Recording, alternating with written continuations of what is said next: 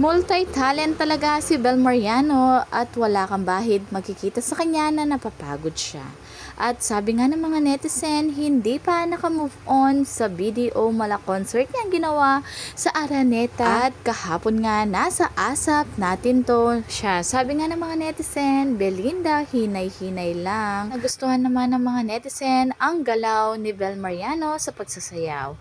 Ang graceful naman niyang sumayaw. Very talented.